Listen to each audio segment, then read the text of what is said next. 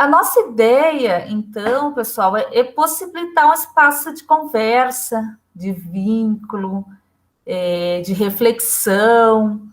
E o tema dessa nossa conversa é roda de conversa, saúde mental na pós-graduação. Nós sabemos que o período de pós-graduação sempre é um período de tensionamento, de pressões adversas, não é? Em termos de escrita, de prazo, enfim. Mas também é um momento de vínculos, né? Eu estava dizendo anteriormente, né? Eu tenho colegas do mestrado que são amigos de longas datas, então, quer dizer, é um período especial da nossa vida. E neste ano e o ano passado, né, nós fomos tensionados ainda mais pela pandemia, que nos afastou em termos de corpo, né? Porque tem a ver com corpo, com subjetividade, enfim, estar na pós-graduação. Então, daí deriva então essa ideia de tematizarmos aí saúde mental, emocional, fazermos essas reflexões, um espaço de conversa, tá certo? Para a gente começar a conversar, de repente pode surgir outras ideias. Para isso, eu convidei os nossos colegas do NUAP, não é? O nosso núcleo aí, que nos ajuda na universidade, com duas pessoas muito especiais, né? Bastante especiais. A Carla, que está ali, né? E o Alan, né? A Carla, ela é mestre na área de psicologia, o Alan é doutor na área de psicologia. Então, eu acho muito singular que, além de psicólogos, eles também fizeram pós-graduação. Então, eles sabem das demandas, sabem das dificuldades. Eu também sei, também passei por esse momento. Então, eles têm toda a propriedade para falar sobre esse tema. E a nossa ideia é em tom de conversa mesmo, né? Eles vão dividir as falas. Vocês podem usar o chat, a gente pode conversar, tá? Então, eu quero, assim, receber a todos, assim, nessa sala, assim, como um espaço de que você se sinta à vontade, tá? Nós estamos gravando, mas só vamos publicar no YouTube a fala da Carla e do Alan, não a fala dos participantes, porque a ideia é o mesmo momento intimista, uma fala mais nossa, porque são questões de dificuldade mesmo que nós temos passado, de tensionamento, de pressão, enfim. Então, a ideia não é colocar na íntegra, então vocês fiquem tranquilos com isso, então a gente pode conversar, tá certo? Então, desde já, então, eu vou passar a palavra para o Alan, acho que ele vai falar primeiro, nós combinamos, né? E a gente vai interagindo aqui, né? Desde já eu quero agradecer também a Bruna, porque eu esqueço sempre depois, tá? Então eu quero agradecer a Bruna, que está aqui nos ajudando na sala, nossa monitora, e organizando aqui a sala para nós. Vai passar uma lista, mais para o fim aí da fala, vai passar uma lista de frequência, para que todos possam receber um certificado aí via o DPEX de participação desse evento, né? A gente constituiu um evento, roda de conversa, porque a ideia é a gente continuar a pensar esse tema, tá bom? E agradeço desde já o Alan e a Carla por aceitar o convite e estar aqui conosco, conversando com os estudantes discentes do PPGEL e de outras pós-graduações. Se vocês quiserem depois pôr no chat, se tem algum participante aqui de outra pós, também pode dizer, que seria legal. Tá bom? Obrigada. Então, passo a palavra. Obrigado, professora Nídia. Bom, primeiro, boa tarde a todos. Seria legal mesmo que a gente pudesse, né, saber um pouquinho quem é quem, mas talvez a gente possa fazer, então, essa primeira parte um pouco mais formal, né, uma vez que ela vai ser disponibilizada, e aí depois a gente abre uma conversa, acho que um pouco mais informal, né. Eu estou vendo que eu conheço alguns aqui, né, não conheço outros, mas acho que seria interessante depois uma conversa, né. Bom, então, como a professora Nídia falou, meu nome é Alan, eu sou psicólogo ali do NUAP, da UTFPR, e há algum tempinho a gente tem trabalhado, né, aos pouquinhos, a questão de saúde mental, né, e a ideia seria a gente conversar um pouquinho hoje sobre o que é saúde mental, ou onde ela se inscreve nas questões da pós-graduação, né. E acho que não é segredo, já há algum tempo a gente tem visto, mesmo antes da pandemia, a gente tem visto alguns casos, né, algumas situações complicadas, né, vinculando saúde mental à pós-graduação, né, mesmo a própria graduação, ao ensino superior de uma maneira geral, né. E eu acho que a primeira coisa que cabe apontar, e principalmente o pessoal do PPGEL, né, é a questão dos discursos que estão nisso, né, ou que estão por trás disso, né, e pensar que o discurso universitário, e aí o de pós-graduação me parece um aprofundamento do discurso universitário em si, ele é um discurso extremamente cruel, né, o discurso universitário é um discurso extremamente cruel, muitas vezes classicista, muitas vezes racista, muitas vezes que implica uma certa hostilidade mesmo, uma certa agressividade, uma certa dificuldade muito grande daqueles que tentam nele se inscrever, né? E eu não digo só para os estudantes ou para aqueles que participam como discentes, né? Mas o discurso universitário ele é cruel também para os docentes, para os professores, para os coordenadores, né? Não à toa, eu conversava com uma coordenadora de pós-graduação e ela arrancava os cabelos quando pensava na tal da plataforma Sucupira, né, de toda a pressão que tinha para fazer e para dar conta, e os pontos e as pontuações, ou seja, é um sistema que tem ali a sua, eu uso crueldade de uma maneira mais forte, mas tem ali a sua pressão, né, a sua crueldade que muitas vezes acaba privilegiando a necessidade desses pontos e dessas,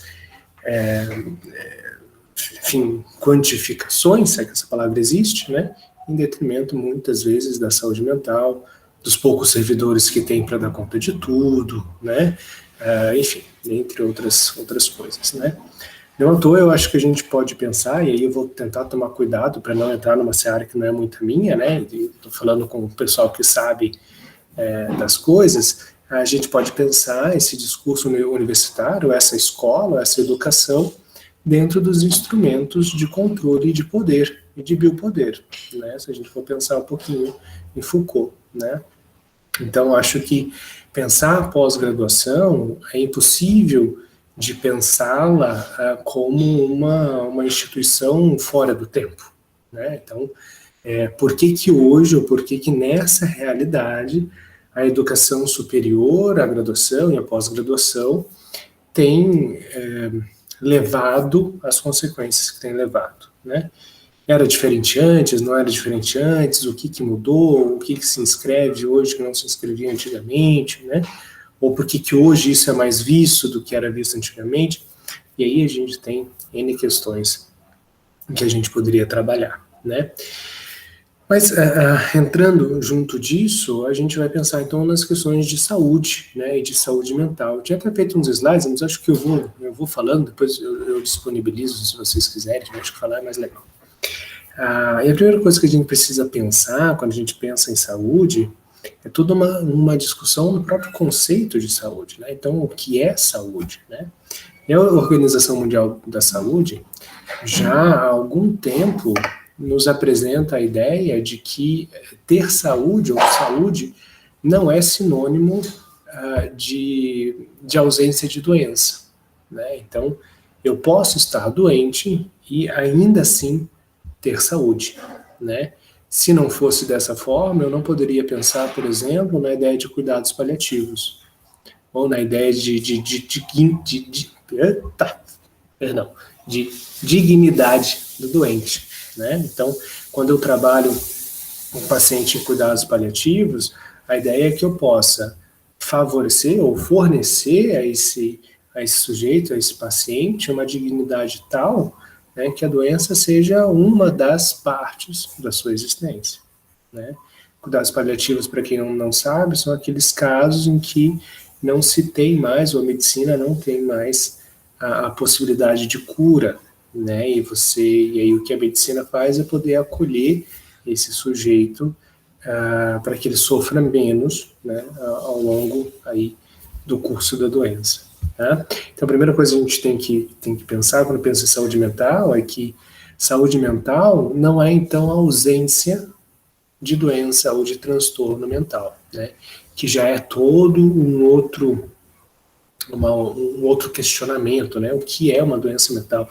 O que é um transtorno mental? Né? E aí, a depender da linha de estudo que você se ocupa, o que você consome, você vai entender os transtornos mentais como um déficit ou um aumento de tal ou qual neurotransmissor, ou se você for para uma linha mais humanista, mais existencialista, você vai pensar isso, né, os transtornos mentais como uma resposta do sujeito às questões existenciais, ou uma resposta do sujeito existente dentro de um discurso, né, e que tem uma certa dificuldade nas adaptações das relações, enfim, né, a depender do que você trabalha, você vai ter uma resposta para isso.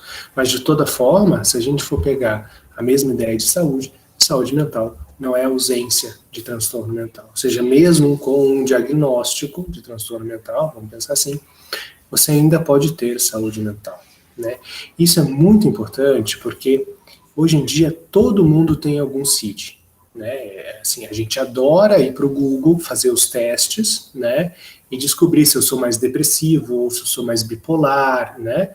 Ou se eu sou, sei lá, esquizoafetivo, ou se eu tenho TDAH, né?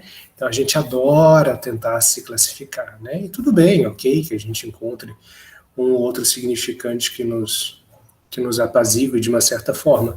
A questão é que, mesmo assim, eu ainda posso ter saúde mental, né? Mesmo assim, eu ainda posso circular, né, nas minhas relações de uma maneira não tão sofrida, né?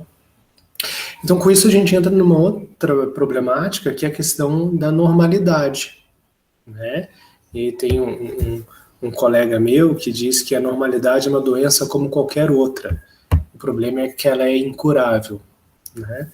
Então, a ideia de normal, de normalidade, é um outro problema que nos assola, né? Se a gente for pensar a ideia de normal como uma curva normal, né? Ou seja, eu tenho um estado padronizado tal, e ao escapar desse estado, seja para baixo, seja para cima, né? Ou à esquerda ou à direita, eu estou fora da normalidade, né?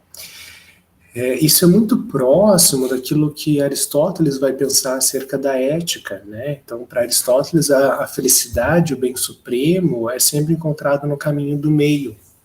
Então, a curva normal para Aristóteles é o caminho do meio, e todos nós devemos, de uma certa forma, nos policiar para estar sempre no meio, né? Para estar sempre nem ali, nem aqui, né? nem na perversão do excesso, nem no nada, né? Então, sempre o caminho do meio é o caminho bom, é o caminho ótimo, é aquele que leva ao bem supremo, que é a felicidade, né? Então, a gente pode ler a ideia de norma ou a ideia de normalidade a partir disso. O que nos dá um baita de um problema, principalmente na nossa realidade de hoje, onde as instituições de ensino superior, né, ainda bem,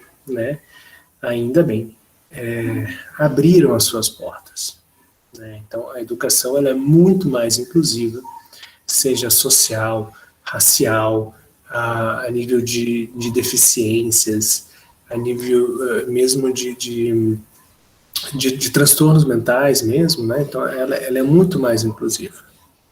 E uma das hipóteses de toda essa problemática de saúde mental no ensino superior e pós-graduação, claro, é justamente que as instituições de ensino e o discurso educacional, educativo, enfim, não se adaptou à abertura das instituições, né? Ou seja, eu não tenho mais o mesmo público com o qual eu trabalhava há tanto tempo atrás, né? E aí eu implico o mesmo discurso, uma mesma cobrança, sem repensá-la, a um público que não é mais o mesmo, né? Então aí eu tenho uma dificuldade, ou seja, eu pego toda uma ideia de normalidade, né, que era de outrora, implico agora, e pronto, isso já não se encaixa mais, né?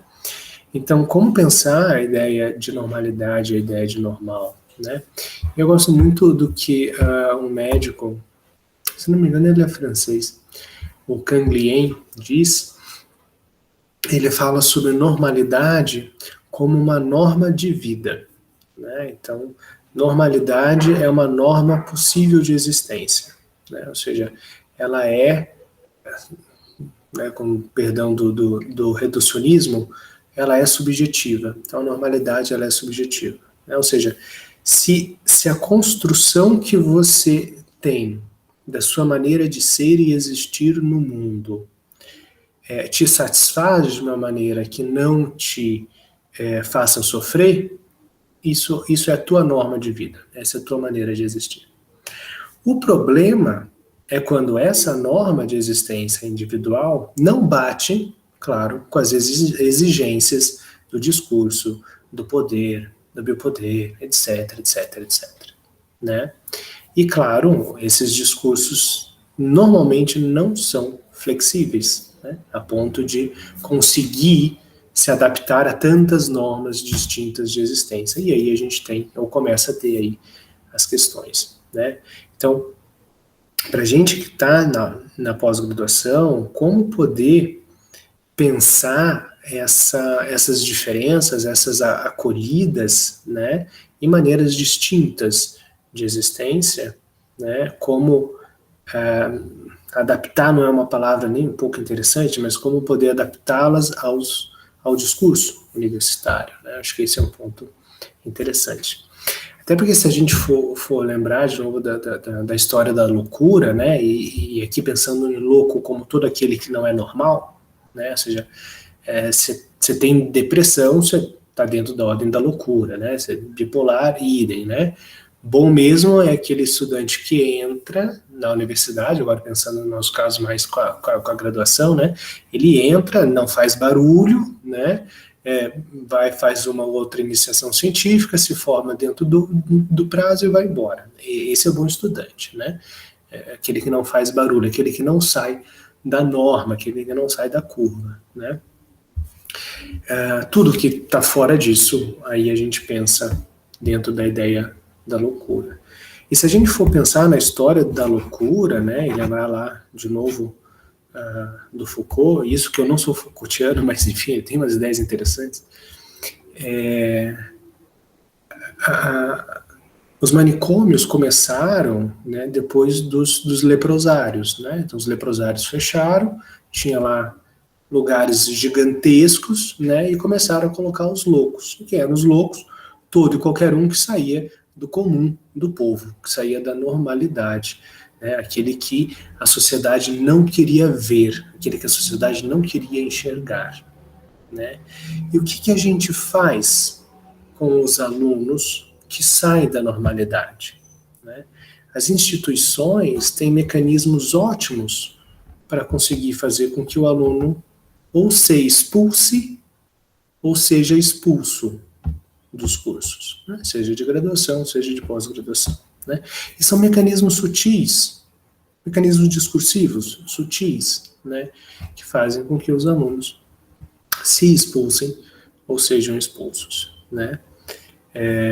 Então, isso é uma outra questão também, né, que a gente precisa pensar, que cidadão ou que sujeito a pós-graduação e a graduação, né, de uma maneira geral, enfim, o ensino superior, deseja dar à sociedade, né, aquele que está na norma, ou aquele que, enfim, pode ser subjetivo, pode ser sujeito, e ainda assim, né, ampliar possibilidades sociais, enfim, né, fazer sínteses, enfim.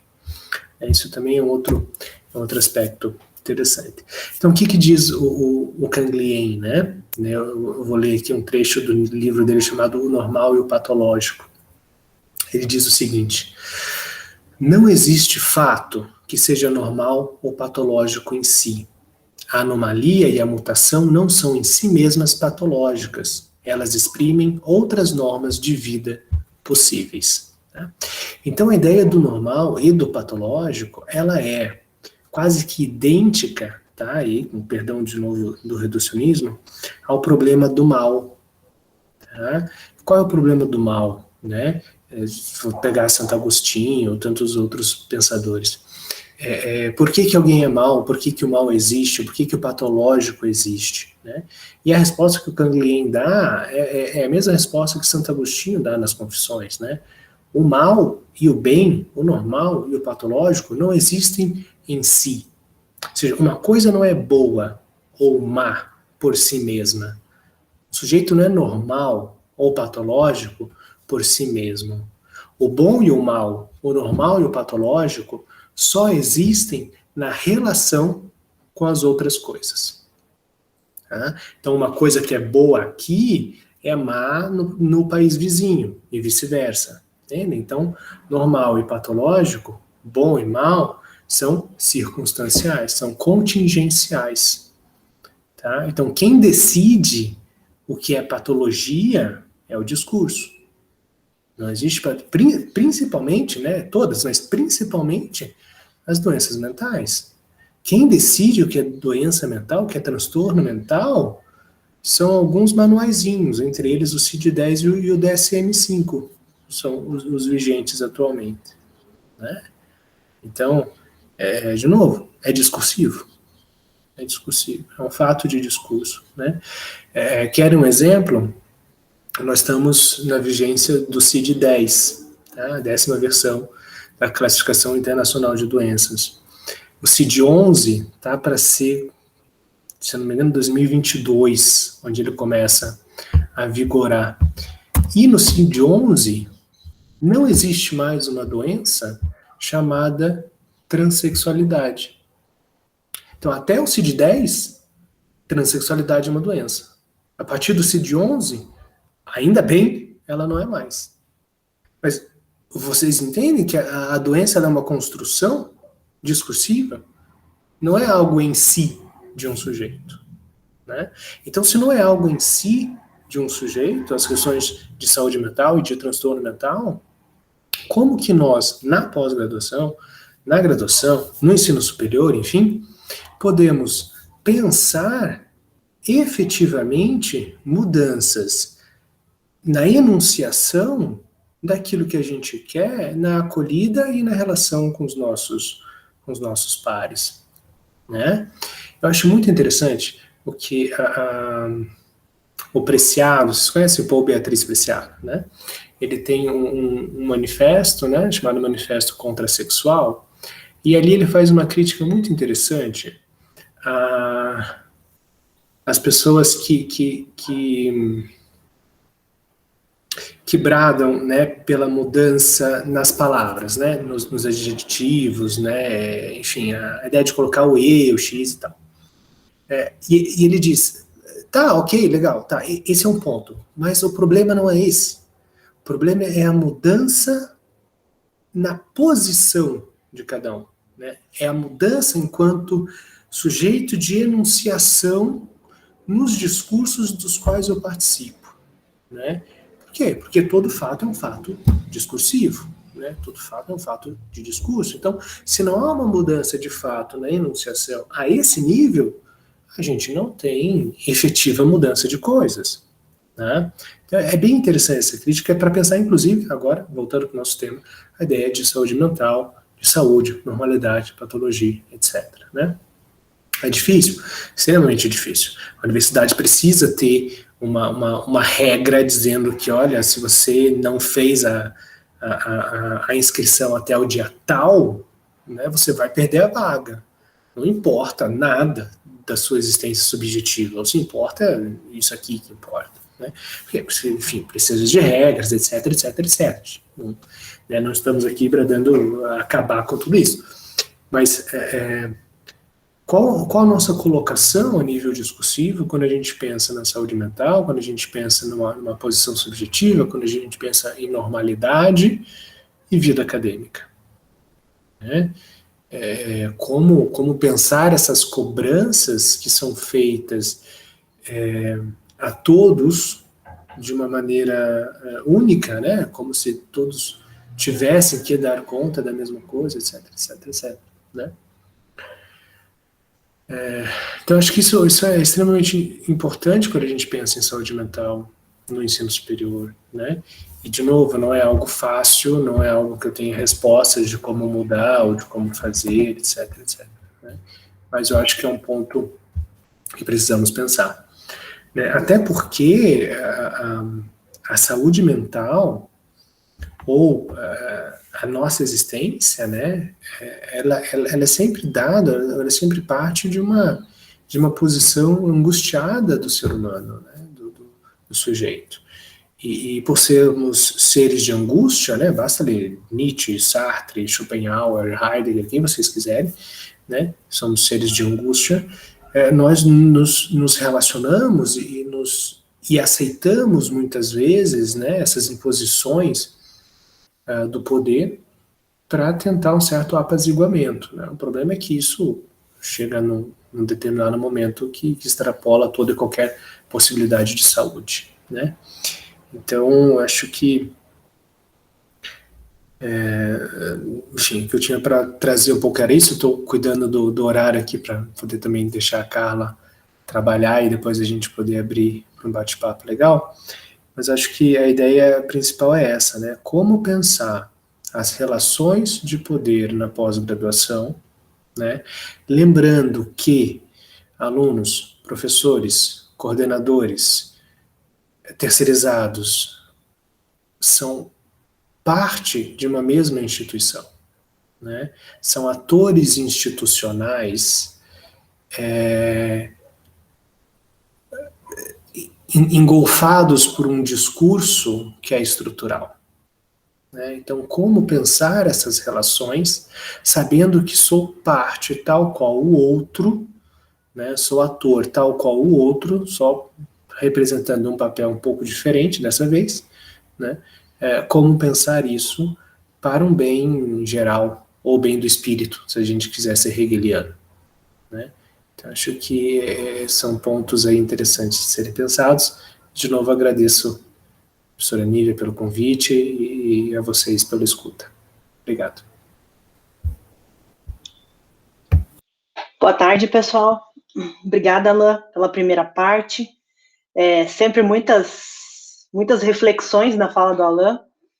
E eu quero, antes da gente fazer, eu me propus, né, com o Alain, de fazer uma parte prática, né, nesse segundo momento, mas eu queria um pouquinho só atar algumas coisas com o que o Alain falou ali, para que a gente entenda o porquê dessa nossa prática.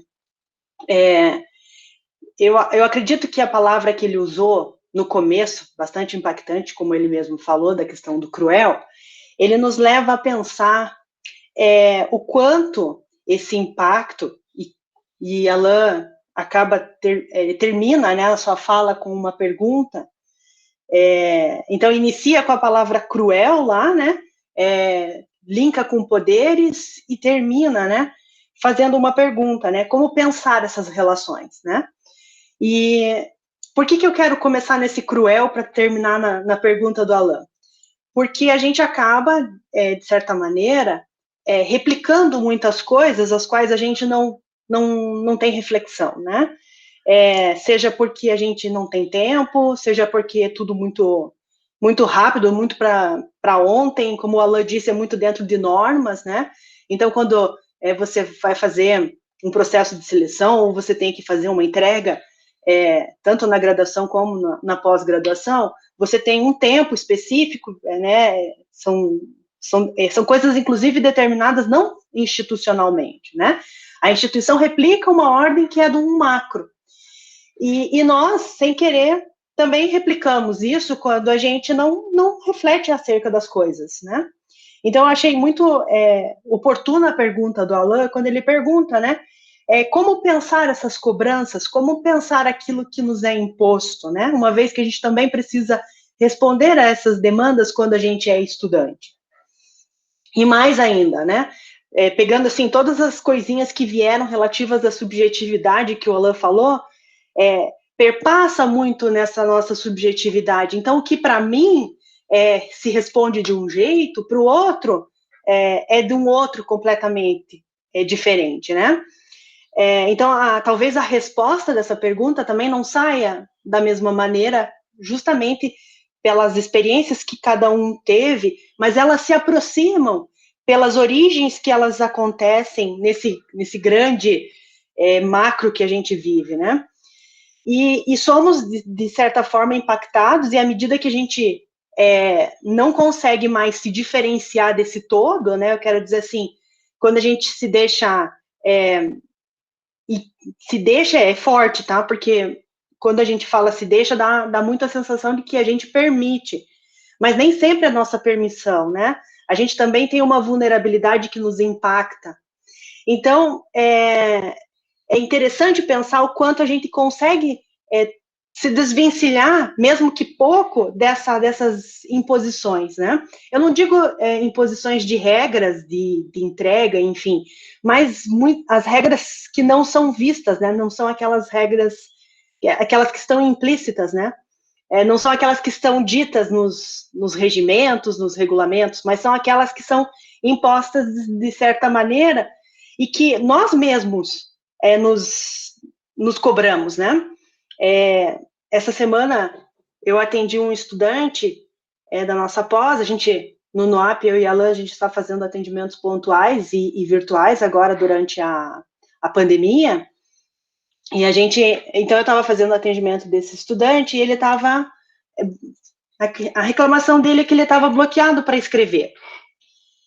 E aí, à medida que a gente foi conversando, a gente foi entendendo que tudo aquilo que nos é cobrado, mais para frente na nossa vida, na nossa jornada, seja iniciando lá nas nossas experiências familiares, né, porque a nossa aprendizagem, ela é o primeiro grande impacto na nossa aprendizagem o primeiro grande vínculo, né, é essa família que nos acolhe nesse mundo.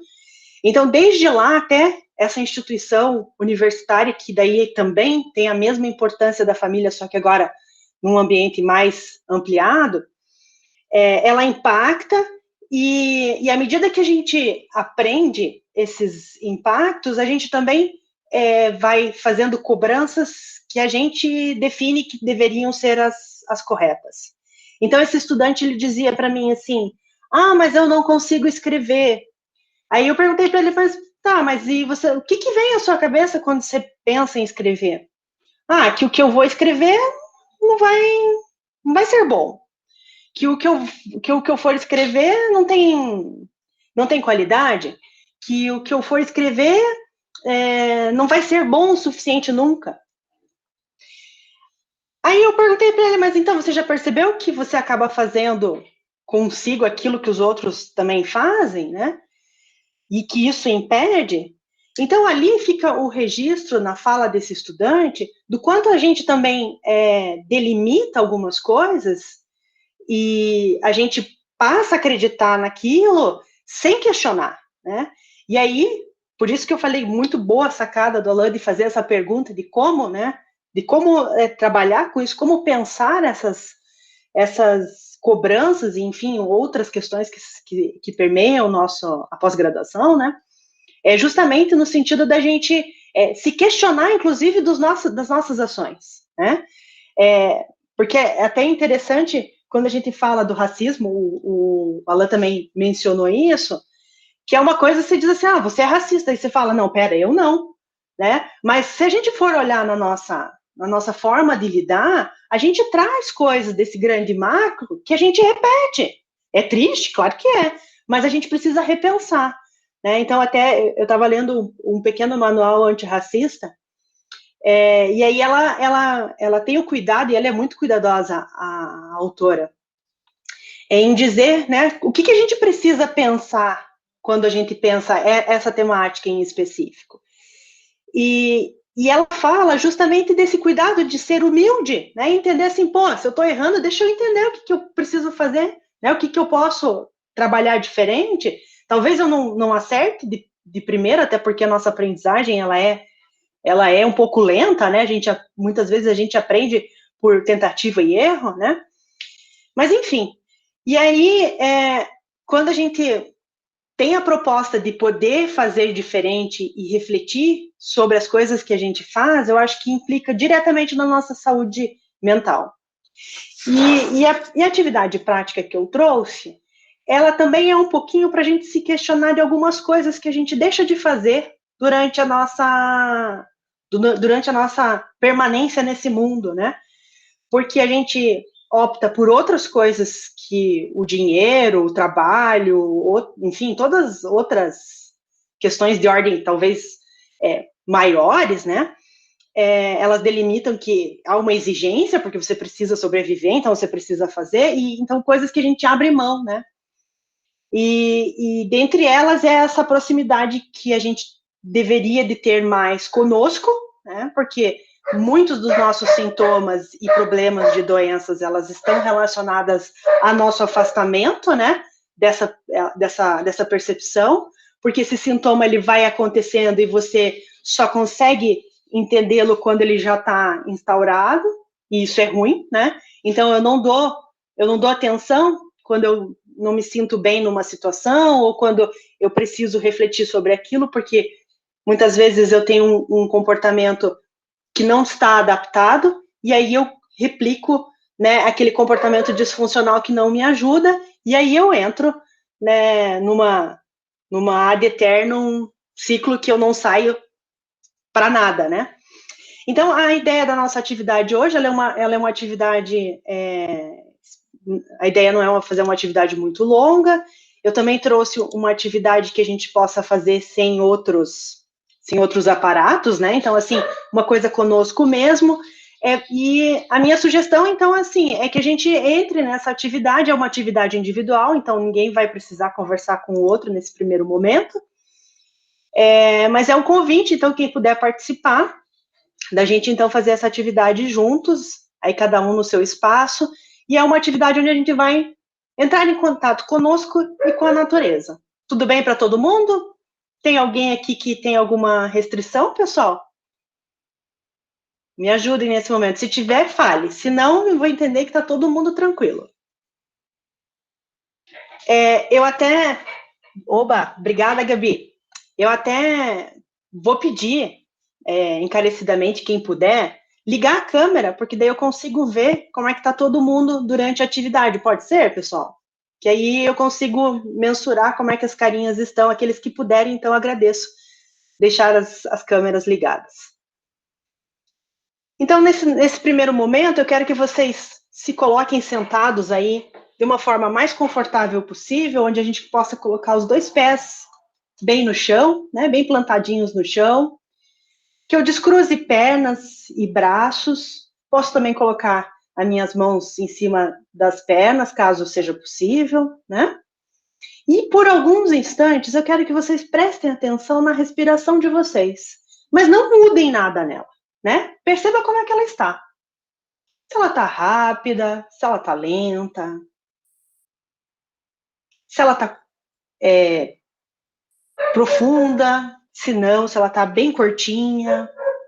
Prestem um pouco atenção agora, então, na forma como a respiração de vocês se dá.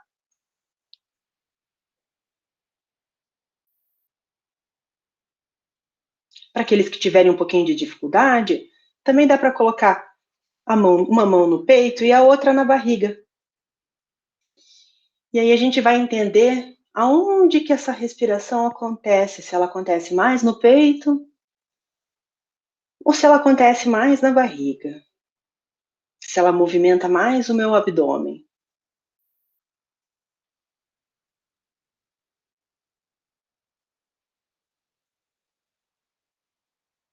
E agora, com essa primeira mobilização, aqueles que puderem deixar a mão lá no peito e no abdômen,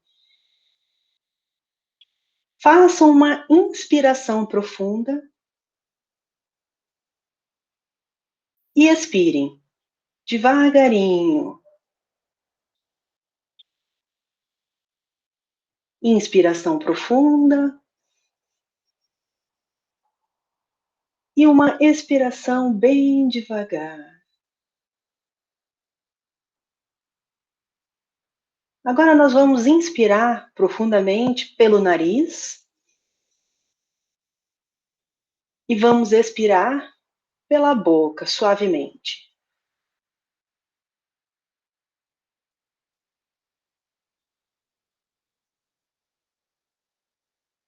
Agora notem as alterações entre a primeira respiração, primeiro contato que a gente teve com a respiração e com essa.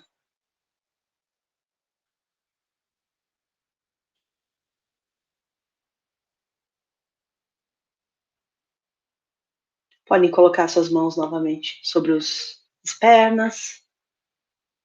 E com essa respiração, eu convido a todos que se sentirem bem a fechar os olhos por alguns instantes.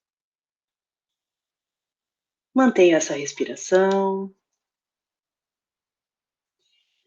Respire calmamente e sinta-se em estado de profunda paz e tranquilidade a cada respiração que você faz.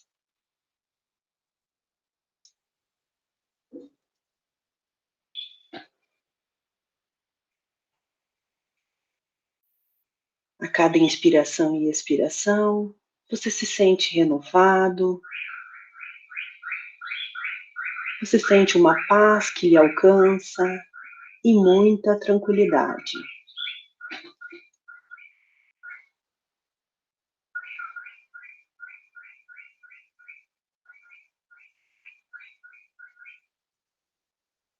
Com essa sensação, imagine uma linda paisagem e nessa paisagem veja uma fonte.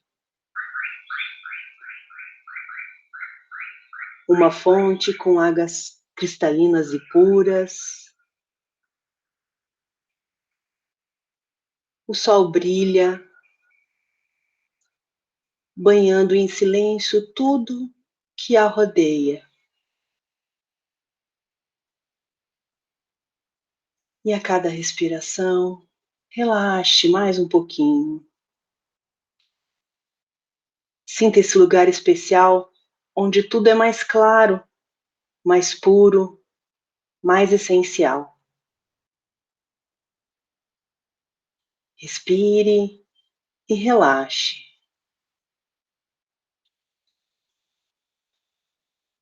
Aproxime-se da fonte e com as duas mãos apanhe um pouco de água e beba dessa fonte. Sinta sua energia benéfica que penetra em você e o faz sentir-se mais leve, como a cada respiração que você realiza.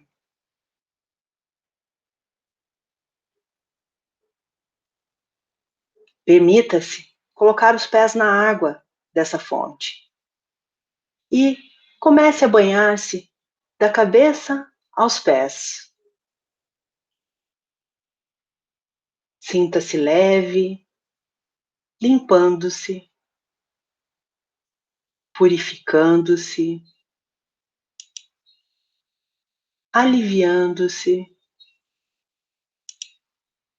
refrescando-se nas águas dessa fonte. Sinta que essa água tem o poder de fluir por suas células do corpo e entre elas também.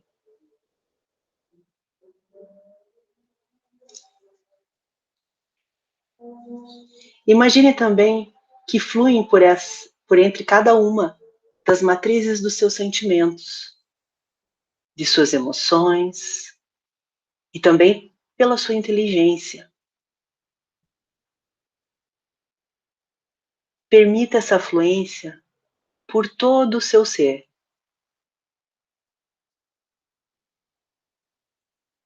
Sinta que essa água está limpa de todos os desperdícios psíquicos que você vem acumulando dia após dia. Frustrações, arrependimentos, temores, pensamentos de todas as classes.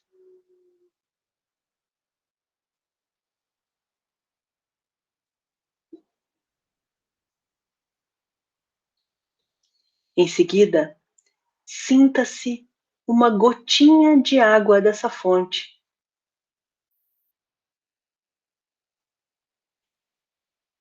Permita-se viver tudo que essa gotinha representa nessa fonte.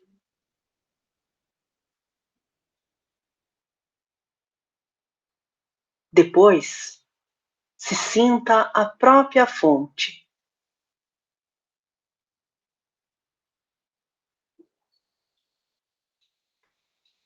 Experimente gradualmente como a pureza da fonte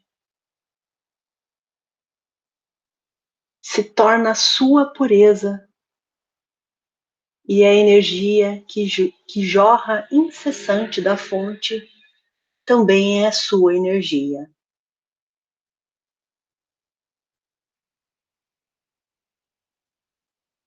Você é a fonte na qual tudo é possível e a vida nasce, renova e renasce sempre.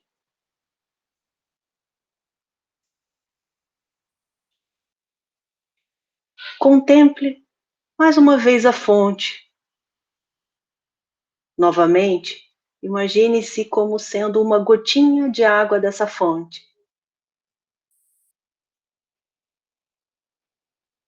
E depois, a própria fonte.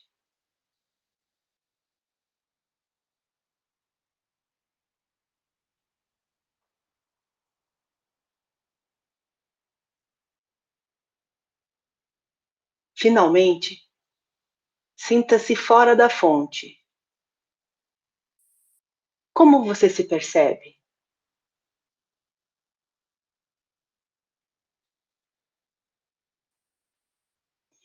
Integre, harmonize em todo o seu ser a renovação.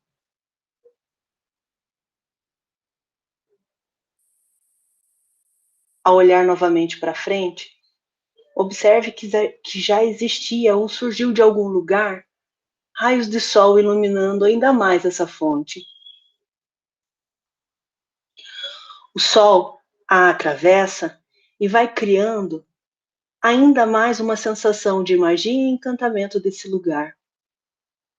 E desponta um arco-íris luminoso.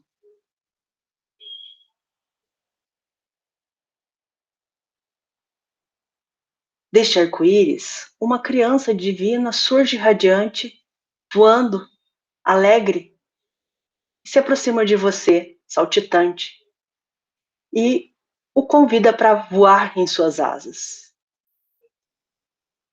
Entregue-se. Desfrute esse momento dessa experiência, mesmo que só um pouquinho. Nada é mais importante neste momento para você.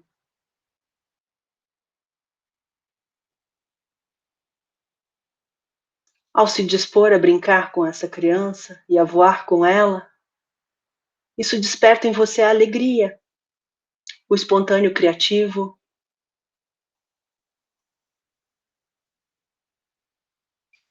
E por alguns instantes vocês juntos voam em direção ao arco-íris. E por alguns instantes vocês são luz, multicolorida, expansão. Permita-se estar nesse momento e desfrutar dele.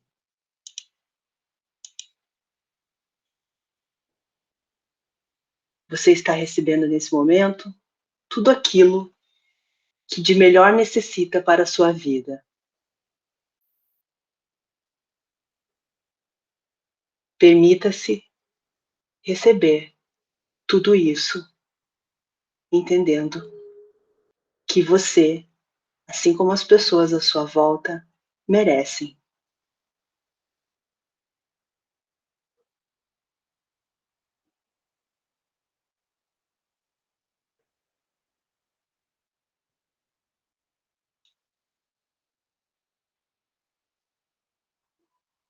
Mais uma vez, respire e sinta-se gentilmente retornando à fonte. Olhe mais uma vez para o cenário e mantenha conectada a sua fonte interior, de onde tudo de melhor e cristalino jorra sem parar. Mais uma vez, respire. E permita sentir o seu corpo integrado. E venha voltando para o aqui e agora, sentindo-se perfeitamente bem, integrando todo o seu ser físico, mental e espiritual. E você pode começar agora fazendo os movimentos que o seu corpo pedir. Isso, pode esticar.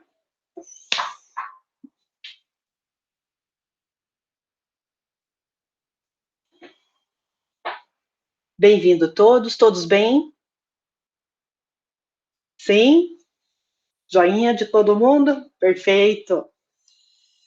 Pessoal, a prática tem a ideia de integração mesmo, né? Para a abordagem integrativa transpessoal, esse é o nosso principal objetivo, que a gente entre naquele equilíbrio que o Alan falou, que a gente esteja mais conectado conosco, que a gente possa perceber as nossas necessidades. A gente começa na respiração, porque a respiração é uma das coisas que a gente não precisa pensar para fazer, mas é aquela que se molda às necessidades, né?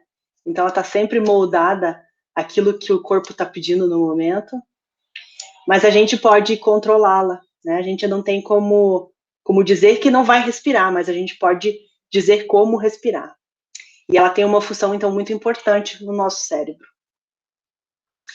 A atividade de integração, então, é justamente para que a gente possa, em momentos de dificuldades e de conexão consigo, também repensar algumas coisas que a gente, por conta dessa condição macro aí de poder e de crueldade que o Alan falou, a gente também desconecta, né? E a gente não permite que a gente possa vivenciar.